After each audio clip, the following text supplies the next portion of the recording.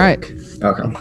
Just like old times, Jonah, we're going to do we haven't done an NBA podcast in literally forever, and we're going to do some trade reactions. And actually one thing that I did want to talk about, you want to do like an update about me, you, and Shannon's our rankings up until like this point in the season, you know? I mean, like what our absolutely were.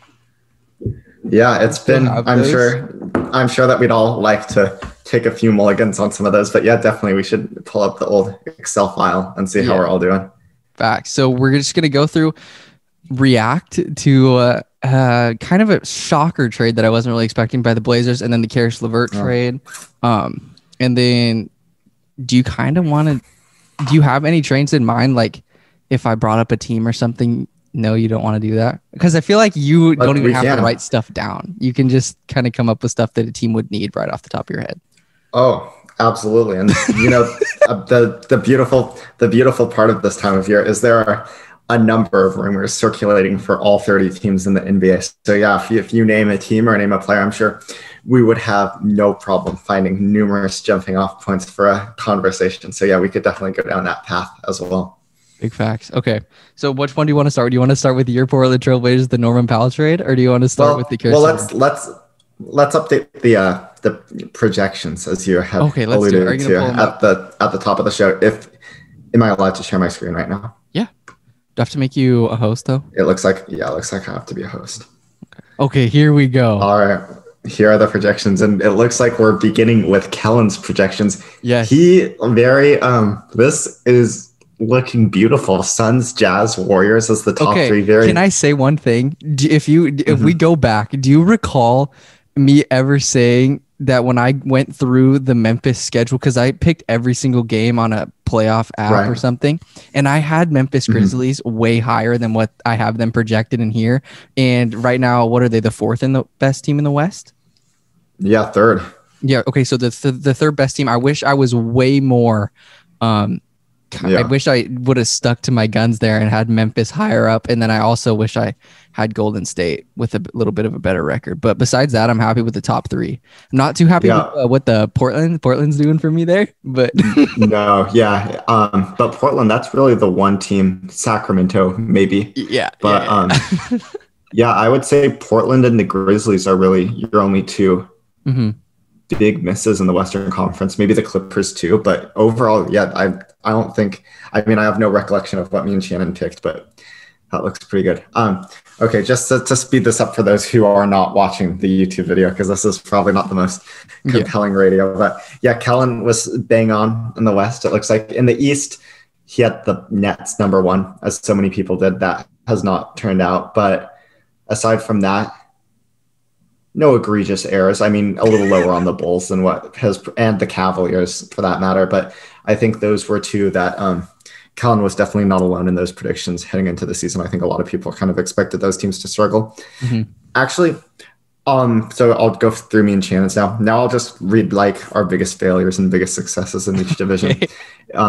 It looks like I was not I mean, to be fair, it looks like I'm down on the Warriors because I had them at the 7 seed, but I really only had them 3 games behind the Suns, who I had in the 2 seed. So even though I projected them to finish 7th, I had them in like the same tier as the upper teams, which has been the case. But like Kellan, I was a little high on the Blazers, way too high on the Lakers.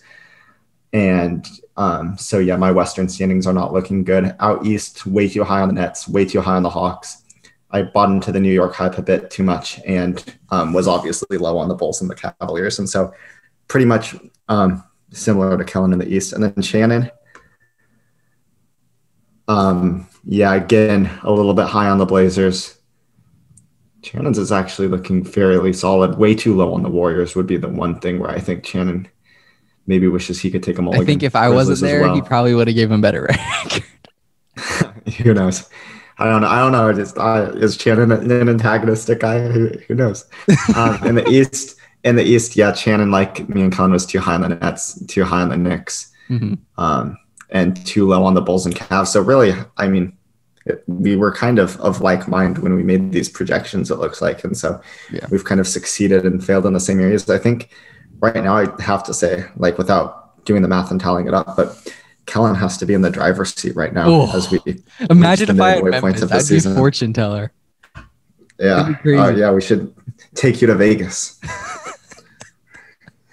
Let's do it. Okay, that was a good little segment there. So I don't really follow the East too closely at all. It's just whoever's playing the Warriors, that's who I'm watching. So, yes, sir. Right. And you know what I was going to say? Not to get too off topic here, but the Oklahoma City Thunder, they've got some... They're frisky. They've got some good pieces, and they stuck around the entire game, even though we were in decent control. And we obviously have way more star power and depth. But when they have Gideon, when they got Dort in, when they got Man in, and then when Shea comes back, they can compete like easily. It's crazy. Yeah, I mean, compete, that is a bit of a strong word for me. I mean, competing on a game-to-game basis. Yeah, I don't think you meant like compete. Yeah. Yeah, no, they're a fun team to watch. Not compete for a title, not yet. Yeah, it's going to be interesting to see how these guys develop, because I think right now you'd have to say like Shea and Dort are really the only two where you feel really good about them being like starters 5 years from now. I mean, I can see Giddey though. He has a lot of upside. Sometimes I think he's going to have add some sort of scoring element to his game, whether that's like an outside shot or finding a way to kind of put pressure on the rim. I agree. With his lack of athleticism, teams are just going to be able to like switch most actions that involve him and just try to force him to score on an island. So unless he adds like some sort of scoring element to his game, I don't think he's going to be able to like utilize the passing, which is obviously the skill that got him drafted. Yeah. Was it sixth? Yeah, something I think like sixth overall. Yeah. So yeah, I think he needs to develop his score, but yeah, the vision is unreal, and he's definitely a fun guy to watch as a rookie. I know. I'm just excited to be talking to you because we haven't talked about this in forever. So I'm gonna have random topics that I'm gonna ask you about throughout the show. But Jonathan, I like that. Bro. Minga. Yeah, another rookie. Free throws a little bit, but Mans has been getting to the rack, and he is finding easy buckets just because of the floor spacing. And when he sets screens and rolls off, people find him because Steph's a great passer, and then he shows off his athleticism, and he's so much fun to watch. Like, he's genuinely, when he comes in the game, I am pumped. And then also on top of that, Moses Moody, he's got Moody, and he flies through the air. I haven't seen a lot of Moody in the NBA, but I've watched a ton of his clips and film from the G League, and he's really been putting up just some eye-popping numbers in the G League. The shot is really looking good for him. He's a good help defender too, which I think is a really interesting thing to see from a rookie. Like, he knows where to be on defense. He knows what rotations he's supposed to make. So he really seems like he's going to be a high-quality NBA player. Kuminga just has all sorts of athleticism. He's a very talented, maybe the wrong word for it, but he has a lot of tools to maybe turn into a really good individual defender. He still fouls a lot. Brutally honest here. He still falls for a lot of guys' tricks. I think it was that game against the Mavericks where Luka was really able to take advantage of him a few times, got him on a couple pump fakes. I think like drew a foul on him on 2 consecutive possessions. So he's still going to have to like keep watching like film on NBA players and really just kind of learning what various players' moves are and what they like to do. And so he can like just be better prepared for those things. And so he doesn't like fall for their tricks so much. But yeah, he definitely has the athleticism, the tools to turn into a really good defender. He's been way more aggressive rebounding. And then also he just finds himself in a lot of advantageous matchups where he can post guys up. Yeah.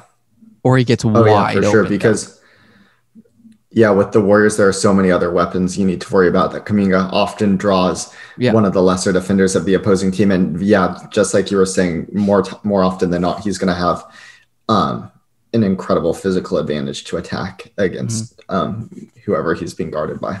Right. Yeah, it was crazy. There was a few collisions today with Lou Dort and like Kuminga or like Kevon Looney, and it was just crazy. Yeah. Lou Dort is a horse, man, but he's built like a truck. I know. Him and what's his name? Is it Bane? Desmond Bane. Yeah.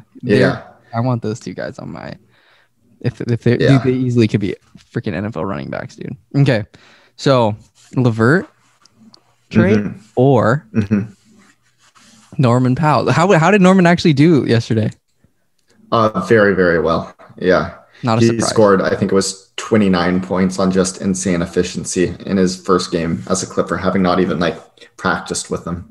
Well, maybe one practice, but yeah, definitely without having been fully integrated into the system. But he had a great game against the Bucks. Clippers still could not win that one, which is no surprise. The Bucks are one of the best teams in the league, playing very well right now. But yeah, very positive start for Norm in a Clippers jersey. Robert Covington played well that game as well. And so, that's sick. I didn't even think about. He's back in LA. He's back in his old stomping grounds, which is pretty sick. I know. Yeah, the UCLA boy coming home. I don't know. Okay, I was talking about what's up. Let's hear your thoughts on the Blazers trade first, if you have any. Okay, my thoughts. I was definitely surprised, but I was talking to it today with somebody. One of my I do like an internship thing with OSU Athletics, and he's a huge Blazer fan. And he just is. You should have him on the podcast sometime. Yeah, I should. But he is just wanting the Blazers to tank, so he didn't really care too much. But he didn't even really know who Keon Johnson was. I know you kind of like him, and then you'd obviously. I thought Justice Winslow was fine, but then you sent me back a text saying no bueno, and then Eric Bledsoe was a hot commodity a couple years ago, and now it's. I feel like Eric Bledsoe is going to basically be what Norman Powell will be like if the Blazers kept him for like the remaining 4 years of his contract. Yeah. So Bledsoe is on an expiring contract this year, so he will not be a Blazer past 2021-22 season. He is in a later stage of his career where he doesn't really have the athleticism or the talent he did at a younger age. I think.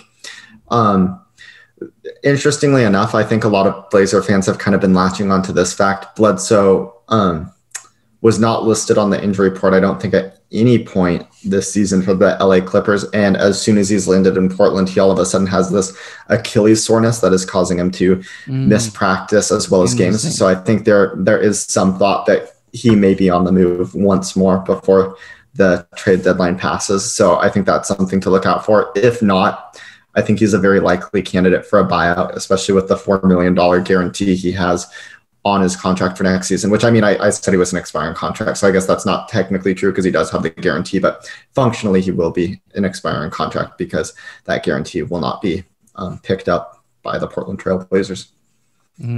So the 2025 pick doesn't really do much for you? Yeah, the Detroit second round pick, I don't think that does much for anyone. Joe Cronin, chief among them, I think it's far from guaranteed that he'll be employed by the Trailblazers organization 3 years from now. You need to take his job, Jonah. Yeah, maybe. I think there are a lot of Blazer fans on various social media platforms who would maybe agree with me on that one. But the Detroit second round pick, I don't think that's a very juicy asset. I think with Cade Cunningham looking as good as he has in recent weeks, that, the Pistons probably be a pretty good team in 2025, at the very least, like a lower level playoff team. I'd be surprised if that pick is in the top 45. And so, that's what you meant when you were saying Cade would be good by then. Yeah, that's a tough one to be too fired up about. I think if anything, I don't know what the Clippers' exact pick situation is right now. If they had their own second round pick, I may have rather had that one, which I can look that up if you want to give another take on the trade right quick. No, I was just kind of surprised because I was just talking about how Norman Powell is one of my favorite guys to watch on the Blazers. So it just kind of sucked. And we were just talking. Wait, was it a little bit before that we were talking about you wouldn't be too beat up if you lost Norman? Or you weren't too sad that you lost him after the fact, I think. But yeah, he just never really made sense on the Trailblazers. And with the emergence that Anthony Simons has had this season, he makes even less sense. I think it's very likely that he would, if we had retained him, that he would have gone into the 2022-23 season as the fourth best guard, 6'3" or under on the Blazers roster. So just having him around made very little sense. So I do kind of agree with the idea of looking for a trade partner, whether the return we got for him was what was like desirable enough to actually pull the trigger on a trade like that, I think that's where the conversation really begins. But I don't really think any Blazer fans would have been, or at least should have been, like unequivocally opposed to a Powell move. And yeah, I certainly was not. Yeah. Has this season, I don't want to say like, has it made it harder for you to watch Blazer basketball, or do you still love it as much as usual? Oh, well, I mean, it certainly made it harder to watch. I think that's pretty easy to say. It's a lot funner to watch like a team that's like competing for like a playoff run, that sort of thing. I mean, of course, I still tune into every game. You do? No matter what? Oh, yeah. You're a true guy. You're a true fan. I've been up to the Moda Center like 16, 17 times at this point. So seen a lot of the Blazers in person this year as well. So, I tune into I tune into every game, but yeah, I do have to get myself fired up sometimes because it's just to see the starting front court of CJ Ellaby and Tony Snell, it's not what it once was, but yeah, I still love the guys. Okay. Yeah, I guess you guys are probably waiting to hear what my take on this trade was. Yes, I want to hear. This is what you're on for. We want to know your thoughts on the trade. No one cares about what I think about the Blazers. So I guess let's just get down to brass tacks here, because I do have a variety of thoughts on this particular transaction. I guess we can start with the Clippers side of things, because I think LA really just knocked this one out of the park by acquiring two really solid rotation players for a very reasonable price. And it was interesting, a couple days before this trade occurred, I was talking with someone about the NBA trade deadline, and I said that I thought the Clippers were a sneaky team to really make some noise at the trade deadline, because basically my thought process was they have one of the biggest competitive advantages in the NBA right now, and that is Steve Ballmer, because he's just willing to pay ridiculous amounts of money and go so deep into the tax to field a competitive team. Mm-hmm. But NBA teams are very limited in the way that they can spend over the cap. You can spend over the cap basically to retain your own players, but you can't use you can't use money over the tax to sign other people's players. And the Clippers had a lot of expiring money. We talked about Bledsoe. They also have Serge Ibaka. So they're over the cap this season, but they have these two large expiring contracts where if these contracts run out, they'll have no way of replacing them, because they're allowed to have that salary over the cap right now because it's players that they retained. But moving forward, like, they wouldn't be able to replace them, if that makes sense. And both of those guys are at later stages in their careers. And so my thought process was that the Clippers were going to try to trade those contracts for players who were on multi-year contracts, so they can basically kick the salary can down the road, if that makes sense. And that's exactly what they ended up doing, because Bledsoe, as we've discussed, only has a $4 million non-guarantee, which I don't think any team would be too excited about picking up. And so they got off that money and brought in Norman Powell, whose contract goes for 4 additional years after this season.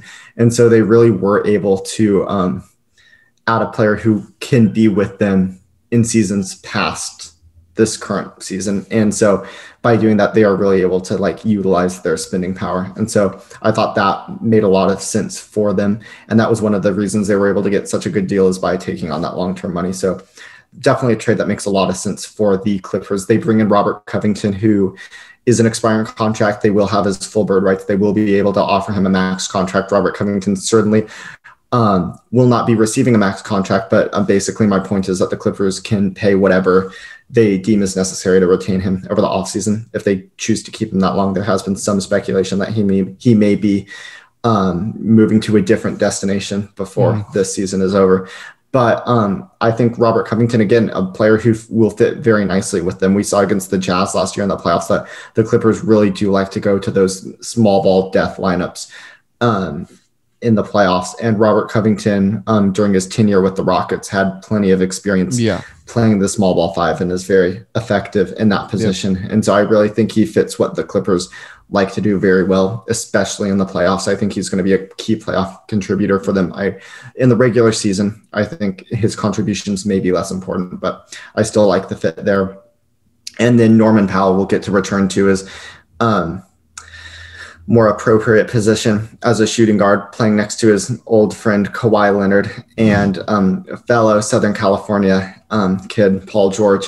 And so, yeah, you really like the fit there as well. The thing about Norman Powell is he's not really a set him up, knock him down, sort of lead pick and roll guard. He's much better when other players can sort of bend the defense and initiate the offense. And then you kick it out to Norman Powell and he can either shoot a three, which he's been shooting at about 40% this year, or he can utilize his first step and just get to the basket where he's an incredible finisher. And so in LA, he's going to be like the third option on offense. And so he should have plenty of seams to attack in the defense. I really think he's going to be able to play with incredible efficiency there in LA. So I think this is just a dream fit for Norm Powell, a dream fit for like the Clippers salary structure. I think Robert Covington will give them an interesting flavor in the playoffs. And so I think if we had to give a grade to the Clippers, I mean, it's going to be an A+ from me. I don't know.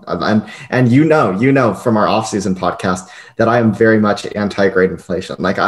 Like C is average in my opinion. Like C is an average. So when I give out an A+, like that is noteworthy. I don't think I've ever given out an A+ for anything on this show. And so this is actually a first right here, but I'm giving the Clippers an A+ for this trade. I think they really just knocked it out of the park. And it is worth noting that the Clippers are like a special circumstance. Like not every team in the NBA would be able to make this trade. Not every team has Steve Ballmer as their owner. So maybe I should be grading them on a curve because they have such extraordinary circumstances that allowed them to be able to do something like this. But no, I'm going to give them an A+. This was just a great piece of business. I think there's a very good chance we look back at the end of the trade deadline and this is like the best trade that any team made. So yeah, really cool stuff for the Clippers. Yep. What would you give the grade on the side of the Blazers though? Yeah, so let's switch over to the Blazers. I think there are a lot of misconceptions about this trade. I think a lot of people are confused by it. I'm not confused by it. I understand why they did it. Is it like the sexiest return we could have gotten? No, but the reason we did this, and so I guess not to belabor the point any further, the reason we did this was purely financial. We were $3 million over the tax coming into this trade. We shed $4 million of salary. Now we're $1 million under the tax for those doing the math at home. And that is significant for multiple reasons. First of all, being under the tax saves the team money this year.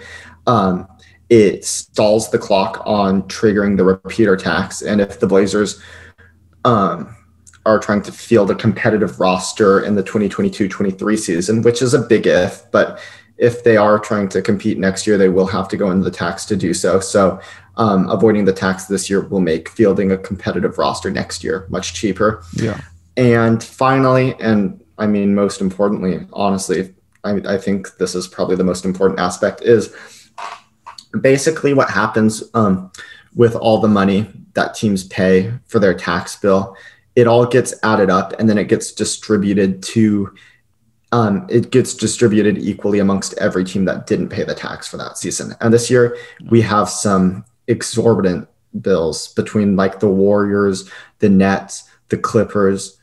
All those teams are just insanely expensive this season. All of them are paying a ton of money into the tax. And so this year it's shaping up to be about $10 million that gets distributed to each team that is not paying the tax. And so even though the Blazers only cut $4 million of salary, they're also going to get that $10 million check from the league. And that's going to be as a result of, just the crazy spending that's been going around. And I know fans have a difficult time getting fired up about this sort of financial aspect for good reason, because why should we care that a billionaire got $15 million richer? But I think to say that the Blazers got not a fair return is probably inaccurate. I'll ask, recall the NBA draft, the 2021 NBA draft in the second round. It was the Philadelphia 76ers. They bought the Pelicans pick. I think that was the 53rd overall pick. Took Charles Bassey. They bought that pick for $2 million of cash. And so basically another way you could think about the value the Blazers got in terms of savings, we probably got about 5 or 6 second round picks worth of money from this trade. And so like, I think when you put it that way, it maybe sounds a bit more palatable. Obviously, there are restrictions on cash. You can only trade up to $5.7 million of cash in a season. And so it's not like the Blazers can use all 14 million of their like newfound savings to buy picks for the 2022 draft. But I'm just kind of making the point that like the money we saved is like equivalent value to that. So I think just totally disregarding the financial aspect of this trade is just a bit closed off. And then moving on to the non-financial aspect of this trade, the Blazers did get 3 new faces on the roster. Justice Winslow has already played his first game as a Blazer. Not going to be too hard on him. Obviously, he never practiced with the team before. He was playing his first game as a Blazer. He was not good in Saturday's game against the Milwaukee Bucks. Basically, he struggled in all the ways that I expected Justice Winslow to struggle. He's a walking turnover on offenses. 1 3-pointer came up about 2 feet short, and displayed good hustle on the defensive end. He's definitely a physical presence in the paint. He definitely adds a dimension on defense that is a helpful thing. But yeah, the offense, it's just so broken at this point that it's hard to really see him contributing to an NBA team in a super meaningful manner in his current state. But he's still like relatively young. Like I think he's in his mid-20s. So his career is certainly not over. There's still avenues that he can improve. So I don't think we'll write him off completely, especially with some of the injury struggles he's had, that maybe all it'll take is just a couple healthy seasons, should he ever be able to play a couple healthy seasons, and he'll start to show some improvement. But yeah, his first game as a Blazer did not go well. I'm not really expecting him to have that successful of a career as a Trailblazer. He is under contract next season for $4 million more. So maybe he'll be around then. Who knows what's in the works. But yeah, I think I know this is funny because I just said that the money was not an inconsequential part of this trade, but I actually think Justice Winslow is a pretty inconsequential part of this trade. He was just salary filler. I don't think anybody was too fired up about acquiring him. No. And then Eric Bledsoe, we've already kind of talked about him. I would say there's a solid chance he gets moved before the deadline. Maybe solid might be overstating it. If we were trying to put odds on it, like 15%, maybe 10 or 15%. If he doesn't do that, I think there's a good chance he gets bought out. No matter which way you frame it, like I don't really think he's going to play more than 20 games in a Blazer jersey. I would be surprised, especially now that he has this Achilles soreness. So yeah, I think he's going to be a bit of a non-entity. Again, just another way to make the salaries looking into him. Like what would you get for him? Well, it wouldn't really be what we got for him. I think there's still a faction of the Portland fan base, and maybe there's a group of people, and maybe there are people in the front office who think this as well. There's still, I think, is an appetite to kind of go all in while Damian Lillard is still in Portland and maybe look to acquire like a co-star. And so I think there's a desire to maybe trade for Jeremy Grant or Julius Randle or some other big forward that could theoretically like help us compete next season. And so I think that would kind of be the idea with Bledsoe, is just packaging him. You can't package him with another player because of the recently traded player restriction, but you can package him with picks. You can package him with cash. You can add those sort of non-player sweeteners to. So we're talking like this would happen like tomorrow. Okay. But it could also happen later too. The trade deadline is Wednesday. What's up? It could happen over the offseason. At that point, it would be more difficult because you'd have to guarantee a salary for next year. So I don't think so. His right now, he's probably at his most appetizing for other NBA teams because his money, all but $4 million of it is coming off the books next year. But if a trade was made over the offseason, a team would be committing to like the full 18 million, not just the 4 million. And so it would become a bit bigger challenge to trade him in the offseason. So realistically, if something was going to happen with Bledsoe, I think it would be in the next 2 days. Got it. Okay. And then finally, oh yeah, sorry, go ahead. Would you want Julius Randle? I personally wouldn't. How come? I think we've just kind of seen it before with Carmelo Anthony, just kind of putting that forward that likes to face up and post up and kind of score from the mid-range. We've kind of seen that pairing between Damian Lillard and Carmelo Anthony, and it wasn't really a super congruent fit. More than anything, it felt at times that Melo, it was kind of like your turn, my turn, where like 80% of the, or not 80%, but like 90% of the time we'd be running like the Blazers offense. And then the other 10% of the time would be Melo post-ups. And it would be kind of like these brief interludes of isolation possessions in between like what our offense was designed to be. And I think it would be kind of like a similar thing with Randall, where his style of play doesn't really fit with like the spread high pick and roll that we like to run with like Damian Lillard and Yusuf Nurkic. So it would turn into the sort of thing where it would be like 80% Damian Lillard pick and rolls, just typical Blazer offense, and then 20% Julius Randle post-ups. And the one distinction is that like Carmelo Anthony was able to transform himself into a more than capable spot-up three-point shooter, and I don't really see Julius Randle being able to do the same thing. So I just think it would be a very clunky fit on offense, and then his defense is just like nothing to write home about. And so I just don't really see the fit for Julius Randle. If I wanted to make a win now trade, I think Jeremy Grant would probably be a more interesting path to travel down than Julius Randle. So you'd rather have like a forward as opposed to another like wing or like guard. I mean, obviously you don't need a guard, but like that's what the priority for the Blazers is, to get like a forward or another big guy. Yeah, somebody who plays the small forward or power forward. Yeah, that's facts. That's what I was talking about with the guy today, that he wants.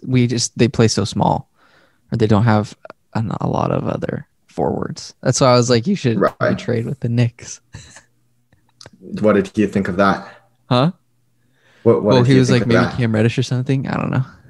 Cam Reddish, that's an interesting one. Tom Thibodeau did say today that I don't think Tom Thibodeau actually said this, but there was the report that came out today that Tom Thibodeau was not in favor of the Knicks making the move for Cam Reddish. And so you got to see him on the move again would not be the most shocking thing. It's just difficult for a trade like that to get done at the deadline, because Cam Reddish was just acquired by the Knicks in the trade, and because he's still on his rookie scale contract, like his salary is so small that it would almost have to be him. I guess it could be him for like two of our minimum guys, but yeah, the Knicks just traded like a pick for him as well. I don't think Reddish is going to be on the move. Reddish is not going to be on the move this trade deadline. He's not going to be on the move in the off season, but it's an interesting thought. Yeah. I just feel bad for the Blazers. I projected them to be good this year, dude. Okay, actually, yeah. Is that a sore subject? Yeah, but I was gonna say it's okay. You honestly think that Dame will like stay? Like I think he wants to. Whether that's best for him or the franchise is a different question, but it does seem that he wants to. How many good years do you think he has? 3? Define good. Like top 5 point guard in the league. Oh, 0. So like he's not a top. Because at this point, like Steph is ahead of him, Luke is ahead of him.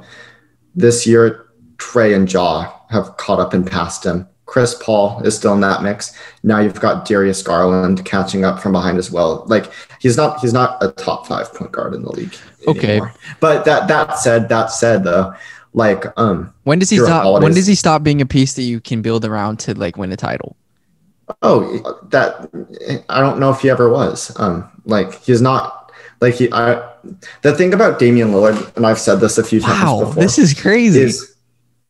I think this is consistent with what I've always said. Like I don't think, like I never projected the Blazers to like win the championship. Like when you look back at like the past, like several teams that have won a championship, whether it's the Bucks with Giannis, the Lakers with LeBron, before that it was the Raptors with Kawhi, the Warriors with Kevin Durant, the Cavs with LeBron, the Warriors with Steph. Like I could keep counting these down. I don't know how far back you'd have to go for a team to like win the championship without like a bona fide like top 5 player in the NBA.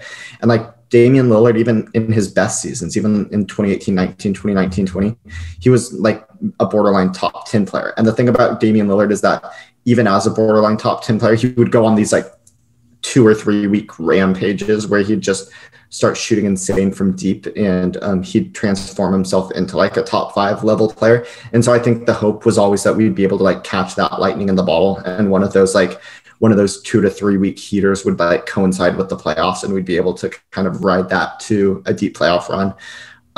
But it seems like the window on that may be closing. Sad.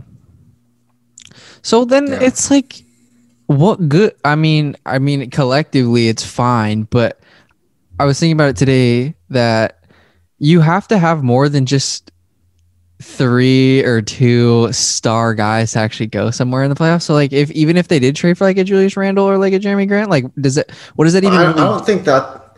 Yeah, I mean, yeah, what does that even really do? I don't. Yeah, I'm gonna. There's a lot to unpack there. I think the first part you said about needing 2 or 3 players, I think for the most part, that's actually it's all about roster construction too, and just having players that fit well together. Like last year, the Suns made the NBA Finals without having a single top 10 player in the NBA on their team. When the Raptors won the title, they had Kawhi Leonard and Kyle Lowry. So yeah, actually that was a pretty deep team stacked with stars. But Fred, like back then, right? Well, yeah. They had Fred. I remember that was before Fred VanVleet was like this all-star player he is today. And the same goes for Pascal. He still killed us in the finals. Yeah, he won Most Improved that season. But yeah, like I think if you have like the right surrounding talent, you don't need all these star players. Like the Bucks, I guess, were a team that won last year with a big 3: Chris, Drew, and Giannis. There comes a point in a game where you have to have somebody that can take over. Yeah, like you have to have a guy that you can rely on.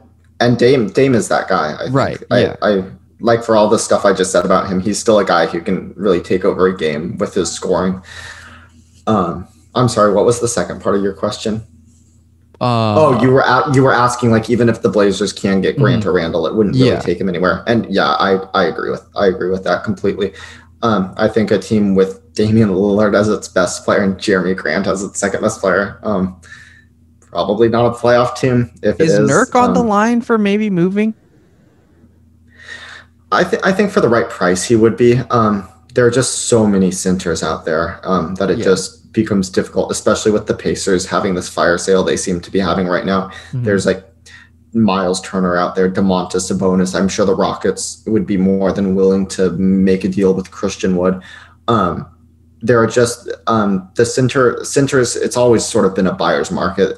Center is one of the most easily replaceable positions in the NBA, unless you have like a Jokic or a Embiid or a Gobert. Unless you have one of these really high-end Adebayo, one of these really high-end centers, it's a pretty replaceable position, and there are just not a lot of teams who need a center, a lot of centers on the market. So I think for the right price, Nurkic would be available, but I just don't think there's a team out there that's like in love with Nurkic enough to make it worth the Blazers' while to trade him. Right.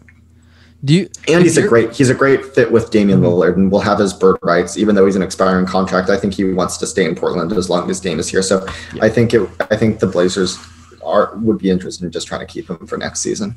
Mm-hmm. We're definitely going to have to do another episode on this because a lot of shit's going to go down probably in the next few days. So it's like, this podcast might be dated by the time it hits the air, but we'll see. It's thoughts on the Blazers trade, and it's also thoughts on the LeVert trade. But okay, one more quick thing. So what's up? Yeah, go for it.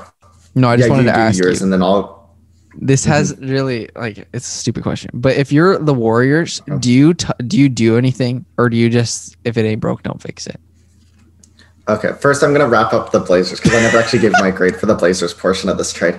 So we also got Keon Johnson, who I was high on at the draft. I think I tend to and maybe this is my own personal flaw, but I just easily fall in love with these athletic wing-sized guys who are able to hit jump shots off the dribble. And like Keon Johnson, he hasn't been a remarkable shooter in his time in the G League, far from it, but the shot doesn't look broken. He's got decent touch around the rim. I think that's a part of his game that will develop. The Blazers, for all the bad parts of our organization, have done a terrific job developing talent in the past few seasons between Gary Trent, Anthony Simons, Nasir Little. Like the Blazers know how to take like young players and turn them into and turn them into NBA caliber players. And so, like, I am high on Keon Johnson, especially now that he's on the Blazers. And so that was probably the part of the trade that I was most excited about. I think the most important part of this trade for the Blazers was the financial aspect, but I am excited about Keon Johnson. I was disappointed to hear the news that it's going to be like 3 or 4 weeks before he actually takes the court. I think it's an ankle injury that he's dealing with right now, but yeah, I'm excited to add him to the young core. I think he's a very high upside player. I think essentially that's what this trade comes down to, because if Keon Johnson turns into a crucial aspect of like the next great Blazer team, whenever that team is assembled, like then this trade will be a massive success. If Keon Johnson doesn't pan out, like then this trade obviously sucks, because you got $14 extra million or whatever. Yeah, and you give up 2 really good NBA players. And so basically we won't really know whether this trade was a success or not for like 5 more years when we actually know how good Keon Johnson is. I think I'm probably in like this 75th or 80th percentile of Keon Johnson believers. And so I'm pretty excited to see what happens, but I will admit that it's like a high variance outcome for him. So we'll see. I would give the Blazers a C. You know, this trade was made with the intention of saving money. It did that. We were able to get a young player who I'm excited about, but I think if money was not a factor, we certainly could have gotten a better return for Covington and Powell. But I also think that there are a number of I think there are a lot of Blazer fans out there who sort of overestimated the market for Covington and Powell. Like I don't think Covington was going to return a first round pick unless we took back bad salary. I think Powell was not seen as some value deal around the league. I think there are probably a lot of teams that worry about paying him $20 million 4 years from now when he's in his early 30s. And so I think that there was some I don't want to say delusion, but there was like Blazer fans were very optimistic about the return we could get for these guys, which I think was maybe a little bit unwarranted. But yeah, certainly if we were willing to take back equivalent salary, I think we could have done better than a guy who just got drafted in the late first round and a second round pick. But I have to consider the financial aspect as well. I'm high on Keon Johnson, so I'm not going to bash the Blazers too much for this. I'm going to give them a C, and I give the Clippers an A+. And so yeah, that's kind of my thoughts on this trade. And so, going back to the Warriors, do I think it makes sense for them to do something this offseason? And not really, because it's trade deadline. Trade deadline. Sorry. Yeah, that's what I meant. Yeah, not really, because when you think about it right now, they're honestly already at a bit of a roster crunch. Like I think, like they have like great players on their team who just never get into the games. Like Juan Toscano-Anderson, like he barely plays. He barely got in today.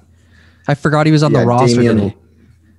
Damian Lee not really getting minutes. So they have like these quality players on their bench who aren't even playing. But when Damian Lee does, has a big impact. So you like recognize it because he's been shooting the 3 ball so well. Yeah. I don't really think there's a need for them to add anything. If some other team just absolutely fell in love with like James, not obviously nobody's fallen in love with James Wiseman.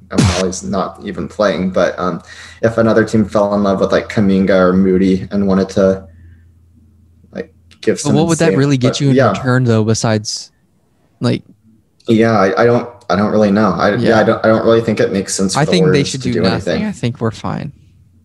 Yeah, can you identify like a week? The one weakness, and there's grinding his ass off, getting bored. Oh yeah, certainly Kavan has been wonderful this season. I was gonna say, if the Warriors weakness, if the Warriors do have a weakness, I think it's just gonna be who's taking the shot like late in close playoff games. Steph has been one of the worst clutch performers in the NBA. I think I saw this stat earlier today that of all the players with usages above 30% in clutch situations, which are points that are, and by clutch situations, the way the NBA defines it is games that are within 5 points with fewer than 5 minutes to go.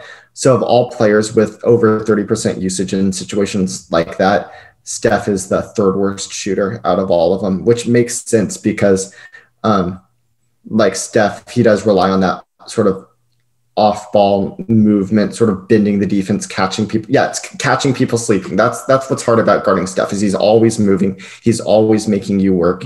He's running like 5 miles every possession. That's what's difficult about guarding Steph. In the final minutes of close games, that's when teams really lock in and you're not going to like catch them slipping, so to speak. You know, like you can catch people slipping with 8 minutes to go in the second quarter of a game where the Warriors are up by 12.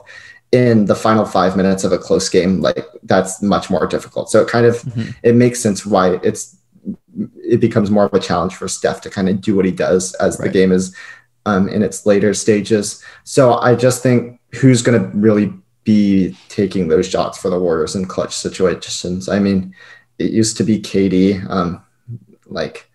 I wish they had a better isolation score is what I'm saying.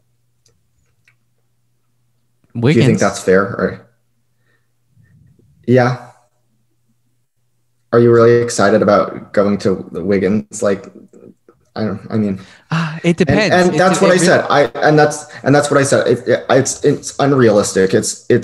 I'm really nitpicking here because obviously honestly, players who can like score in isolation, like, and like I said, like Kevin Durant, like there's really nobody that the Warriors could trade for, like besides like Bradley Beal, who would fit the need that I just described. So it's totally like an unrealistic thing for me to say, but like just if I had to identify something that the Warriors are sort of missing this year, I do think it's that like kind of isolation score who can just go one-on-one and get a bucket like late in the game. Yeah, I agree. And I honestly believe that the death of the Warriors is just going to be self-inflicted wounds. Yeah. And turnovers. Here's a wild trade. I don't think anybody would say yes to this in real life. And I don't really think it would make any sense for the Blazers to do this. I think I've ran this by you before, but like Klay Thompson for CJ McCollum. I mean, but like, what does that do though? You know, like for the, isn't it like the same? Aren't the Warriors getting it like almost a worse version of Klay? No, I think if you wanted to say, are they getting a worse player, then maybe. I mean, I think we're still trying to figure out what Klay is coming off of this injury. Like, I think it's going to be but yeah. And he's had some incredible games recently. Was it the Kings? They played them on. He made like 6 straight threes, 7 straight threes. Yeah. So he's definitely been improving. I think it's going to be another like 2 or 3 weeks before we can really like be certain what the Warriors have in him.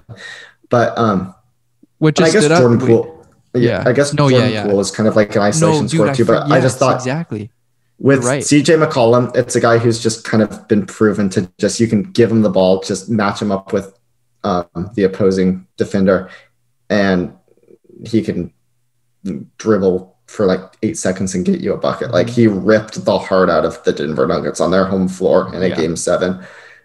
He absolutely embarrassed, for lack of a better term. He just embarrassed John Morant and Dylan Brooks on back-to-back possessions in the 2020 playing game. Like he's a guy who's like a proven bucket getter in like high leverage situations in a way that like the Warriors don't really have right now. And so I just think adding that aspect of being able to dribble and create offense on your own and score from all 3 levels would be and that's the one need the Warriors have. I mean, obviously that Klay for CJ, like that's super like pie in the sky, unrealistic, more of a thought experiment than like an actual suggestion. But yeah. One thing that was just jumped out to me though today is like Klay, he had 2 really good plays where he rejected Giddey and then another guy, I believe. But it was just good to see him not afraid to it was just kind of sick to see him back to being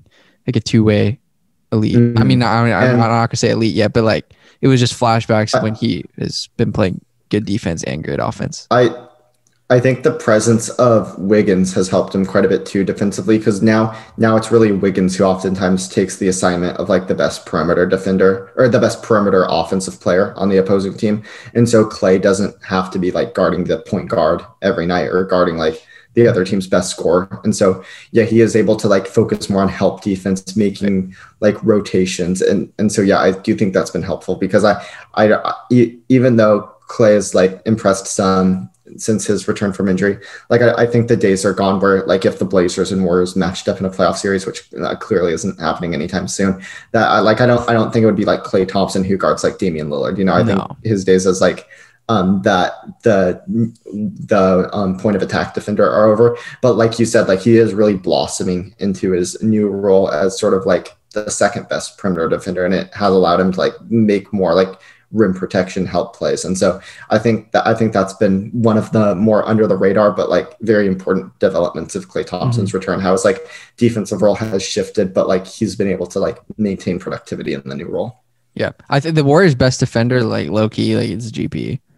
It's not even a question. Well, Draymond. Yeah, I know, but Draymond hasn't been playing right now. He has been playing for the last few weeks. Okay, sure. Yeah, no, yeah. Gary Payton, one of the best guard defenders in the NBA right now. For sure.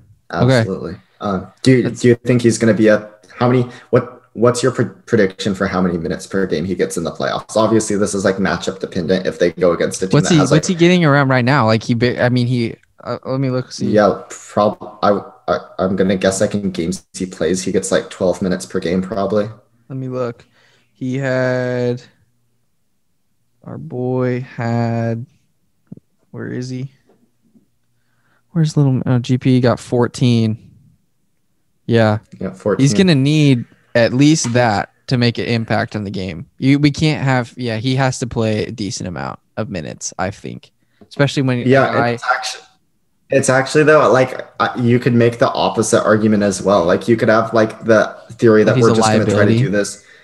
No, not even that. Not even that. Like just like we have this playoff rotation of 8 guys. Like say we have the starting lineup and then coming off the bench, it's like Poole, Otto Porter, and then like pick your third guy, Toscano, Anderson, whoever it ends up being, Damian Lee. Like whoever you want.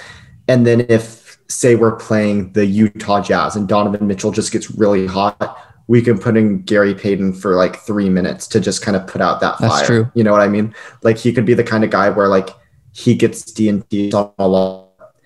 If the opposing team ever that really starts heating up, you can kind of break that glass in case of emergency, get Gary Payton in the game, and he can try to put it into it. So I could see him being that kind of guy, you know, which is incredibly valuable. Where would you rank the Warriors? Sort of like, what's up? Sort of like playing like middle role for the Sixers. I think Matisse is like a little bit more prominently featured in Philadelphia, but it's the similar sort of idea where he comes off the bench if the other team has like a player that's scorching hot that night. But go ahead with what you were going to say. I was going to say, where do you think the Warriors rank in terms of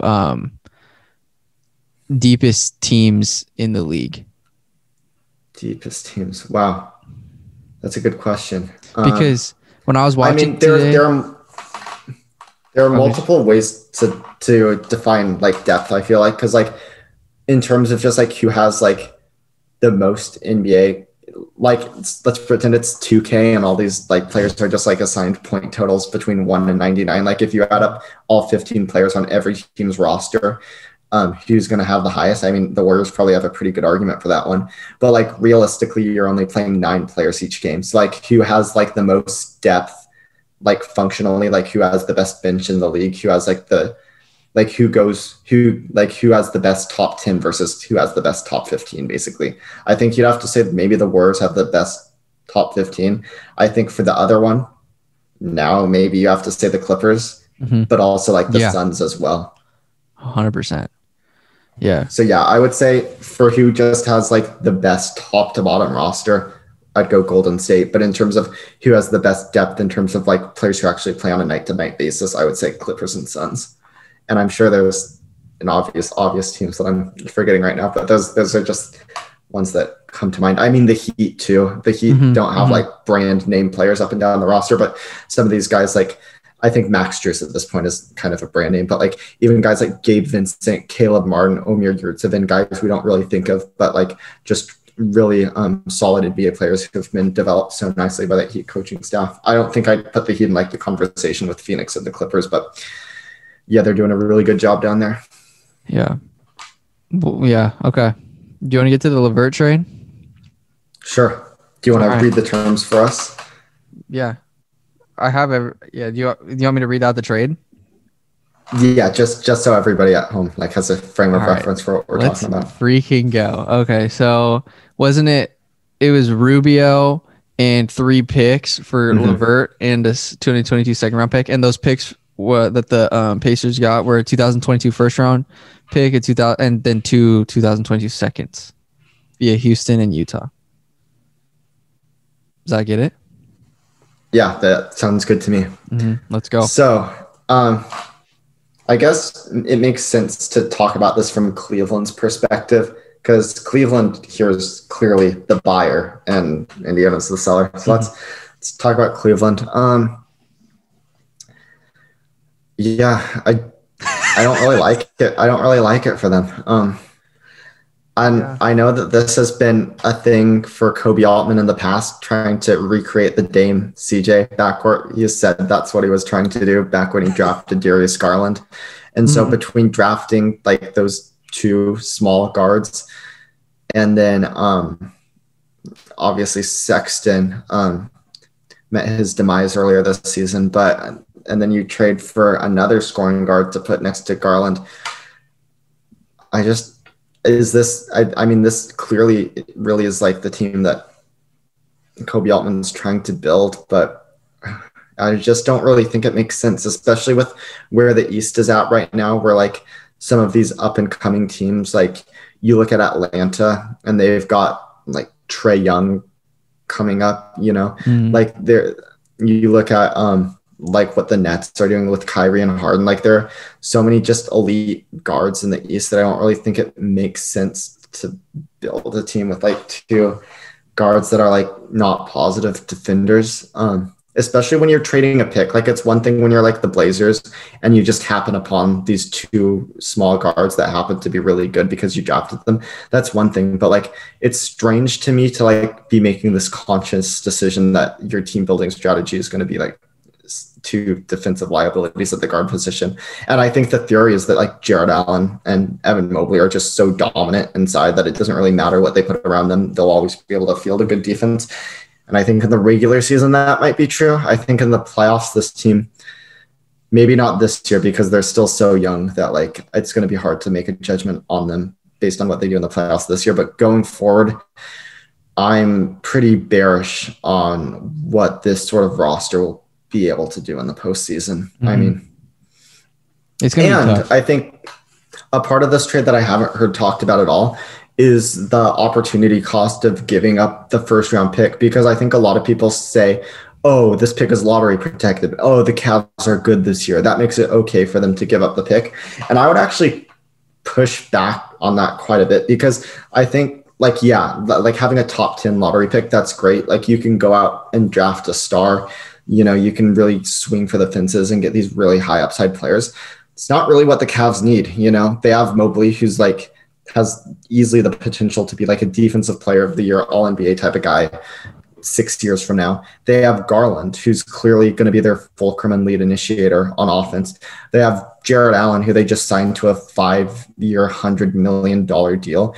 They have Isaac Okoro, who is a top 6 pick. No, top 5 pick in the past 2 years. They kind of have all these star players.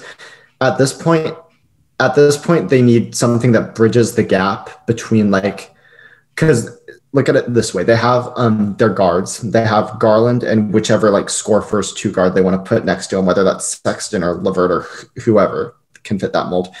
And then they have these defensive anchors in Mobley and Allen. What they really need is a 3, a small forward who can both shoot, because with Mobley and Allen, you're not going to have enough shooting if you play a non-shooter at the 3. We've seen that with Okoro. It just doesn't work. So you need somebody who can both shoot and defend, because you need someone to defend the best perimeter player on the other team, because Garland and your scoring guards certainly aren't going to do that. So they need a 3-and-D player at the small forward position. And those are exactly the kinds of players that we've seen teams really hit on late in the draft recently, whether it was 2 years ago with Memphis picking up Desmond Bane. The year before that, the Suns got Cam Johnson outside of the top 10. Just this year, the Pacers got Chris Duarte outside of the top 10 few years ago, the Suns got Mikal Bridges later in the draft.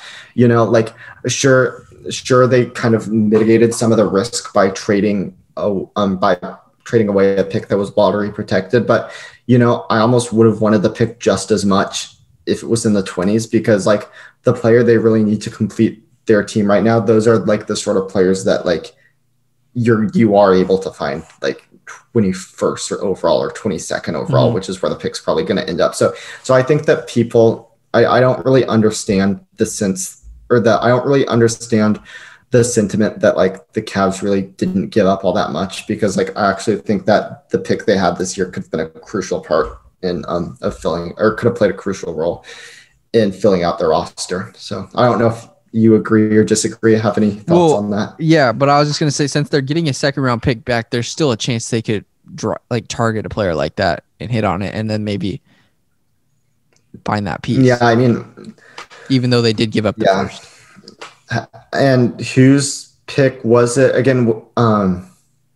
Who was the second round pick? It was the Heat. It was the Heat's second round pick, right? It was the Heat's 2020. Yeah, that pick is going to be complete trash because the Heat are really good this year. That's going to be like the 54th pick in the draft. Like, and the Cavs' first round pick this year will probably be like 22nd overall. Having the 22nd overall pick, like that's a lot different than like the 54th overall, you know? So I know. Yeah. I mean, maybe they get really lucky, but I still think losing the first is a bit of a bummer, especially since they're still such a young team. Like there really was no rush. Like it's cool that they're good this year, but really I think their best years are still like 2026, 2027, you know? Yeah, I know. What would you give them their grade for each, the Pacers and the Cavs? I think I would give the Cavs a C minus, because I don't think they overpaid. At the end of the day, Caris LeVert is a solid player. I don't really, and it was a need on their roster for this year. He's going to make them way better this year because Sexton's not coming back. So I mean, I think it does help them. He is a good player. I think they didn't pay way too much for him. So it's hard for me to get too mad at them, but it wasn't the direction I would have gone if I were them. And also the Clippers paid way less for Norman Powell, but I actually would have liked Norman Powell better on the Cavaliers than Caris LeVert. Just because he's more of that bridge player like you're talking about? Exactly, yeah. A better catch and shoot player, better defender, more athletic. I think they like the playmaking that Caris LeVert provides, but you run so much of your offense through Garland that I really don't think LeVert really moves the needle much in that regard. I think I would have just I think about it this way. Like LeVert is a better play initiator. Norman Powell is a better play finisher. And I think the Cleveland Cavaliers over the next several seasons will be asking their two guard to be doing a lot more play finishing than play initiating. And so I think I would have rather had Powell if I were them. Even Eric Gordon. Like, I don't think Eric Gordon's a better player than LeVert. Well, actually, I do. I think he's a better player this year, but I understand like going for the young player moving forward. So I understand why they deemed LeVert to be more valuable than Eric Gordon. But Eric Gordon, I'm sure, would have been available at maybe more of a discount. I don't know. Maybe not Eric Gordon, but certainly Norman Powell I would have rather had than LeVert. But yeah, at the end of the day, LeVert is a fine player who they paid a reasonable price for. So it's just hard for me to get too worked up about it. For the Pacers, I'll give them a C as well, just because they had this player who they were shopping around and they got fair value for him and not a whole lot more. What were the picks they got? Obviously, they got Cleveland's first lottery protected this year. They got the Utah Jazz pick, which I think is in 2027. Is it in 2027? Wait, they got 2 second-round picks from Houston and Utah. Oh, is Utah's 2022? And then Houston's 2022. Oh, for whatever reason, I thought the Utah one was in 2027. I'm on NBA.com trade tracker. It could be wrong. No, I'm sure that one's pretty reliable. So, yeah, I mean, that makes me less excited about the Utah pick. because Utah's good this year. So usually like the kind of inflection point for the second round is like the 45th overall pick. Once you get past that, like the chances of drafting an NBA player are just so small. So yeah, really not a whole lot of exciting stuff in that trade aside from the first round pick. The fact that they were able to get off long-term money by bringing back Rubio, who's an expiring contract, that's helpful. I think I'll give the Pacers a C-. So I think both teams in this trade get a C- from me. Do you differ from my opinion here, Kellan? No, not really. It's just it could turn into something great. It could obviously tilt in the favor of the Cavs, depending on how, because Caris is young and still has a lot of upside. Yeah. But I don't know. Yeah, like you were saying, that does suck that they give up their first round pick, because it's already so encouraging that they're good this year. So like giving that up, if you were just willing to wait, you never know what could have happened. It's like the line from that God, what's that guy's name? From SNL, but this is just horrible radio because I can't remember anything about this. But Fred Armisen, Bill Hader. No, it's from the that his name's Tom in the movie, and he's a salesman. And he was an SNL character. Yeah, he was on SNL. Dang. Yeah. Wait, is this a movie or what? Was this a skit? Yeah, it's a movie. It's a movie. No, and it's the fat guy who. Oh, Chris Farley. It was Chris Farley from Saturday Night Live, and he was the salesperson. And then and it's like whenever he's about to get a sale, he just gets so excited. He turns into like JoJo the Indian Circus Boy, and he just gets all excited. But I think NBA teams do that too. Like the moment they start to like sniff success, they just get like way too excited, and they just like trade away way too much and jump in way too fast, and they just kind of ruin it for themselves. And so Which makes no sense, because it takes time to get good, like to build something good. It takes time. So just to throw it all in the trash potentially, it doesn't make any sense. It's like, dude, the Cavs have been bad for how long now since LeBron's left, and then they are finally getting back up there, and then you never know. Exactly. So, I mean, at the end of the day, they're only trading away this year's first round pick, so I don't think this is going to come back and bite them too much. But I don't like the mindset that this shows that Cleveland's front office is in. But it seems like they're really trying to push the chips in to win now. And I mean, I'm sure they consider Caris LeVert a part of their long-term future. Oh, 100%. He has 1 year left on his contract after this year, but he is extension eligible in the offseason.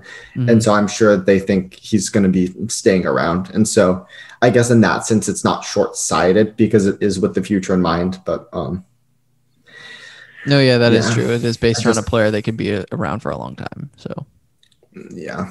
So I guess and I think the only other trade that's happened this year is since the season started, right? It's just the Knicks one, or is there one? I think there was a couple. Okay, so there was. Yeah. Besides the main two. Yeah, there were a few. The Nuggets did one. Celtics. With Bryn Forbes. PJ Dozier. Yeah. Spurs got that's right. Juancho Hernan-Gomez and a pick and some cash. The Nuggets got Bryn Forbes. Yeah. We don't need to react to that one. Hawks got Kevin Knox in a first rounder. Yeah, the Cam Reddish one. Yeah. Yeah, those two were far enough ago. Lakers got Rajon back in January. Oh yeah, Cleveland traded for Rajon Rondo after Rubio got hurt. Yeah, so there are a few that happened before. Yep. So yeah, so far of the 4 teams that have been involved in a trade over the past week, Clippers leading with an A+, and then after that we get 3 teams who I gave a C- to, and the Blazers, Pacers, and Cavaliers. And so we'll have to do another one soon because there's stuff that's going to go down. Yeah, maybe over the weekend. Yeah, I'm down for sure. Do you have any other teams that you want to talk about before we sign off? Give me thoughts on Ben Simmons. Give me thoughts on James Harden. Yeah, that's an interesting one. I think I personally could not be rooting for it to happen anymore. Like I would be thrilled if this trade happens, especially if we get a Philadelphia-Brooklyn matchup in the playoffs and Ben Simmons has to travel back to the Wells Fargo Center in a Brooklyn Nets uniform, like that would just be the ultimate timeline for me. So I'm definitely cheering for this trade to happen, whether or not it makes sense for either team. I mean, let's start with the Sixers pairing Harden with Embiid, reuniting Daryl Morey and Harden. I personally don't really like this for Philly. I think there's an interesting distinction between like usage in the traditional sense and usage when you factor in like assists and passing and all that as well. And James Harden has obviously been a very high usage player, but he's even more of an outlier in terms of usage and assists and the way he just monopolizes the offense. Because think about it from this perspective, like James Harden and Jamal Murray, they have somewhat similar usage rates. Like Jamal Murray's a high usage player, but you feel Jamal Murray's impact on the offense less because the offense doesn't run through him. The offense runs through Jokic, and it just happens to end up with Murray taking a lot of shots. I'd rather have a player like Jamal Murray next to Embiid, just a guy who's efficient scorer, high volume, can hit tough shots, but doesn't take the ball out of Embiid's hands, if that makes sense. Like that makes sense. A lot of sense. And these players get criticized a lot too because they score a lot for themselves without making their teammates better. Like that's kind of like the stigma that surrounds them. But that's kind of the exact player I'd want to pair next to these high usage centers, because you want a player who can like score efficiently, but doesn't take anything, doesn't like steal touches from your star center. You want to run the offense through. Like that's why I never really liked the pairing of Karl Anthony Towns and D'Angelo Russell when it first happened. And obviously enough stuff has changed in Minnesota since that trade for me to have a different opinion on it now. But that's the reason I criticized Minnesota at the time. So yeah, I don't love the fit of Harden and Embiid, and defensively too. When Harden was at his best defensively in Houston, they were running a switching system under Mike D'Antoni, and obviously that's something that you would never be able to do with Joel Embiid in Philadelphia. So I think defensively it's an even worse fit. I think offensively, like they'd be incredible because you have like two of the best offensive players. I don't think it's the most seamless fit in the world, but I do think it would be an obvious upgrade. I think defensively is where it really starts to fall apart. So if anything, I think I'm pretty low on this trade from Philadelphia's perspective, which I think is kind of the reverse of what a lot of people are thinking. I think a lot of people think this would be huge for Philadelphia and that Brooklyn's the team that takes on the risk. Mm-hmm. But I really think there's a large downside here for Philly as well. If Philly... Oh, yeah, go ahead. If Philly were to make this trade, do you think you'd see a lot of minutes where like Embiid and James are on the floor at the same time?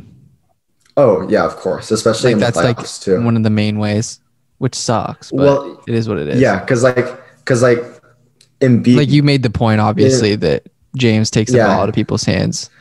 You want a guy that's can take advantage of Embiid being on the floor rather than having James be like the primary ball handler and stuff, Yeah, exactly. But because theoretically, if they were to never share the floor together, they would both have to play like 24 minutes maximum, just because like 48 divided by 2 is 24. Yeah.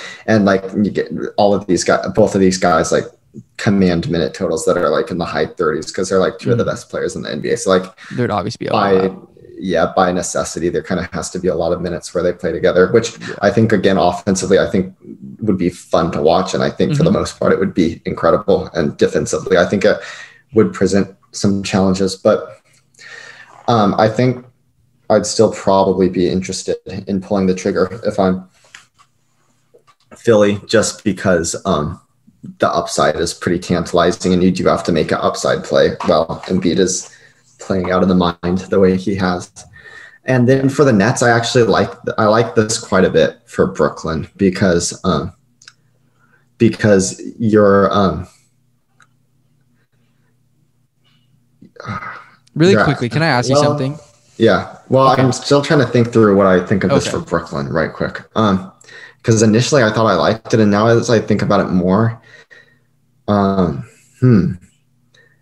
because Kyrie, we kind of just have to assume that Kyrie's a part-time player at this point. And so it's really Simmons and Durant. Who knows if Joe Harris is coming back at this? Honestly, the Nets are just such a disaster right now. That's kind of hard to like even think about what Ben Simmons on the Nets would look like. But yeah, sorry, what were you going to ask? I mean, I my guess big thing is like I know that Ben is good and he's a huge guy, but I mean for his position and stuff. But is it even worth it, honestly? Because I know that there's hype and I mean he obviously has a lot of potential, but like, do you even want to bother bringing that into an organization? Just you mean from like a personality standpoint? Yeah, just like like is it? Yeah, no, I think that's a completely fair point. Like I think that's something that you really have to worry about. I know it sounds obvious and stuff, but it's like he could still end up sucking, not even being good. And I wouldn't really worry about that. I think he's probably going to be good. I just think, but you do though. I get in the playoffs is a different thing, I guess. In the regular season, I think he'd be phenomenal. Yeah, it is a big risk. They're not really getting a lot out of Harden right now, though, too, is the thing. Like, he's really been struggling. Now he's dealing with this hamstring issue that's seemed to nag him since the playoffs last season. So, yeah, I haven't watched Ben Simmons play a lot, and like all I've heard are bad things and stuff. And so it's hard for me to connect why he would be such, like, obviously he's young and he's huge, but yeah, he's still one of the best. He's one of the best perimeter players in the NBA, if not the best. You know, he's a one-man fast break. He can get to the rim. Like he does things well. He's one of the best not outlet passers, but like one of the best drive and kick passers in the NBA. I mean, a lot of the things I'm describing right now aren't really like needs of the Nets and aren't really things that the Nets are like set up very well to capitalize off of compared to other teams, which is why it's kind of so hard for me to like envision the fit of Ben Simmons in Brooklyn. But he does have a lot of talent. I don't think there's a single team in the NBA that he wouldn't add a new dimension to, but he would certainly add a lot of like flavor to what the Nets are doing. But it's tough. If I put you on the spot here, which team between Philadelphia and Brooklyn do you think would say no to something like this? I mean, it would probably be Brooklyn, right? Oh, like what side would be less wanting to do it? Well, like, obviously, Steve Nash, didn't he come out today and say no? That's not like a trade with the 76ers is an option. Exactly. And like Daryl Morey has kind of been thirsting after Harden for like the past year now. So I guess that's kind of an obvious question. Yeah. Obviously the Nets are the team that's going to be more hesitant. So I guess the better question. Because of Ben, like, do you even want that? Do you even want him? I mean, I feel like it's become more about the person rather than anything else. I don't know. Oh, it absolutely is, because like the talent's undeniable. Like he's an incredible player. It's the personality that teams are really worried about. What do you think the Sixers would have to give up in addition to Simmons to make this work? I mean, the roster's better than me, but probably a lot. Yeah, I think it would probably have to be. Oh, because it's not like you're just getting like a random player. Like you're gonna get freaking James Harden. So I mean, right. I think it would probably be Simmons, Seth Curry, and then either 2 picks or 1 pick and Thibault. Like 76ers would obviously give up more to get James. Like it wouldn't. Which is interesting because like if it's any other team, really, I feel like it would be the other team giving up a ton assets to get Simmons. Yeah. Right. Yeah. That's what makes this. If there's a team to do it, it makes the most sense for the Brooklyn Nets, I guess. Right. To make a move after Simmons. Yeah. Because they're in the position to give a better player. I mean, I guess. So, yeah. You mean like if they were to trade Simmons again down the line? No, like since they have James Harden and they're giving the 76ers, they're in a better position, you know?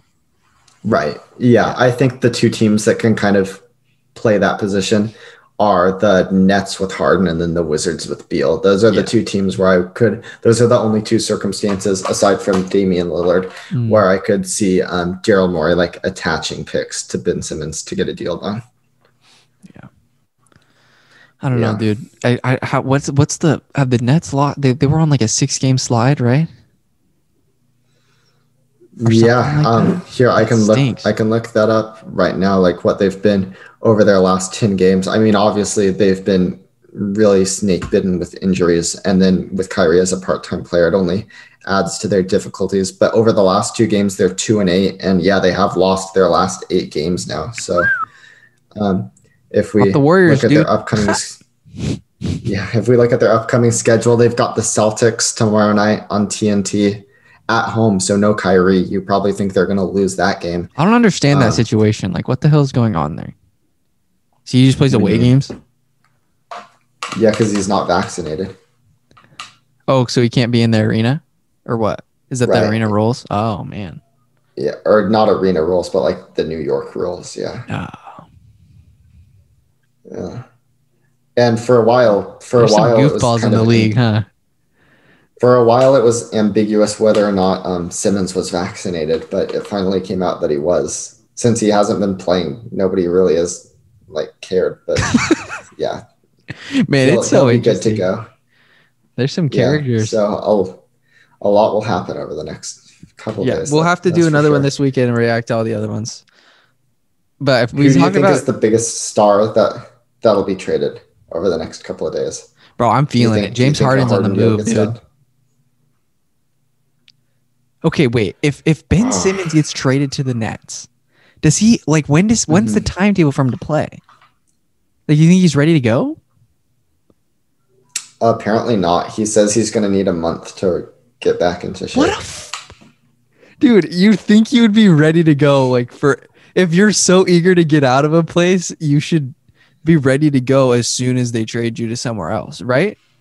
Wouldn't that be logical? I mean, this could be another. He's used myriad tactics to try to tank his value. So that could just be another thing he says, just out of some sort of strategic place. You're right. Yeah. When it comes to Ben Simmons, just all bets are off. I have no idea how long it's going to take him to get ready to play once he's in his new location, even if he does get traded. And today there was a report that some people in Ben Simmons' camp thinks that if the Sixers don't move him at the deadline, that Ben Simmons is going to try to come back for Philadelphia, which would just be crazy. So, no way. Wins Finals MVP. Ultimately, I'm gonna say if Simmons Harden trade, I don't think it's gonna happen. What are some other big stars they can be traded? What are some other potential scenarios? There have been some Beal rumors, Beal for Simmons mainly. Aside from that, then you start to look at Domantas Sabonis, CJ McCollum, Jeremy Grant. Those are kind of the big names from there. So I think the biggest name that's going to be traded at the deadline, besides James or Ben, I think they're staying put for now. I think the biggest name that's going to be traded is CJ McCollum. Facts. So does that mean if CJ you think is a bigger name than Domantas and? No, I don't think Sabonis is going to end up getting traded. Oh, okay. Yeah. CJ to. I'm feeling New York. I think it's going to be New York. They need someone they can, what would you get back? I think Fournier it's probably going to be Fournier, Kemba Walker, and then either a couple young players or some picks. Okay. Or not some picks. That's overstating it drastically. A pick or a young player.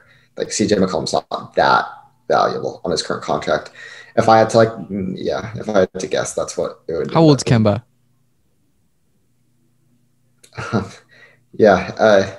I think he's 32, 31 or 32, but his knees are 50. Yeah, okay, he's 31, so he's a year younger than Eric. But like you said, his lower body's thrashed. So, I mean, Evan Fournier, what is Evan Fournier, 30? Late 20s? Yeah, something along those lines. And mostly those guys are just for salary purposes. The Knicks signed both of them to new contracts in the offseason, and both of them have underperformed said contracts. And so I think the Knicks are kind of eager to get off get off of that money. And so that's their main purpose in the trade. Yeah, but I still like Evan Fournier for the Blazers though, because he provides shooting. Like he's good. I remember. Yeah, he's a very solid player.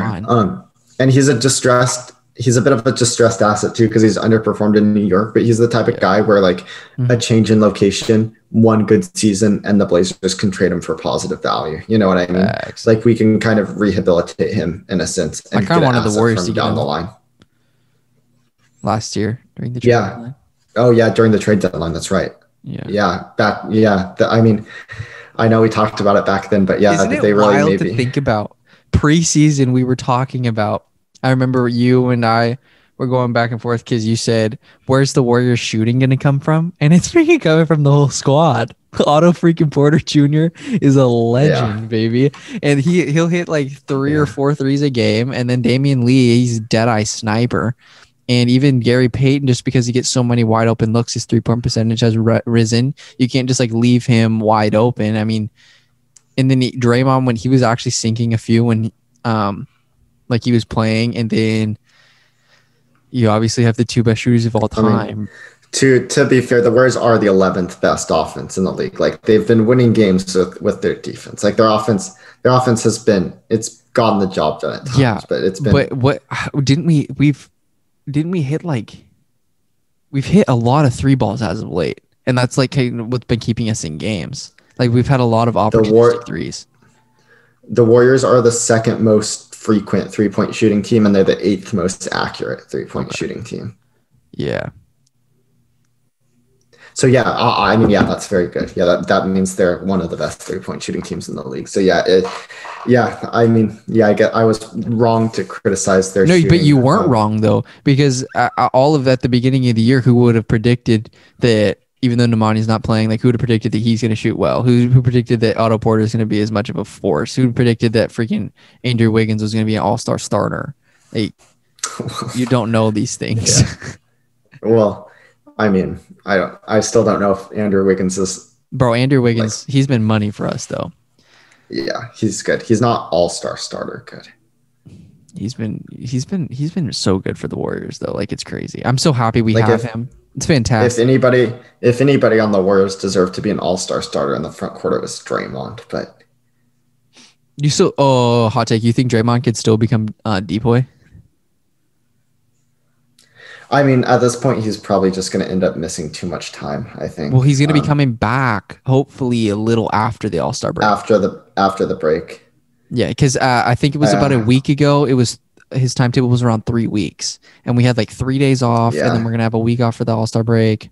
So we'll be back soon. Yeah, I think he's still maybe could.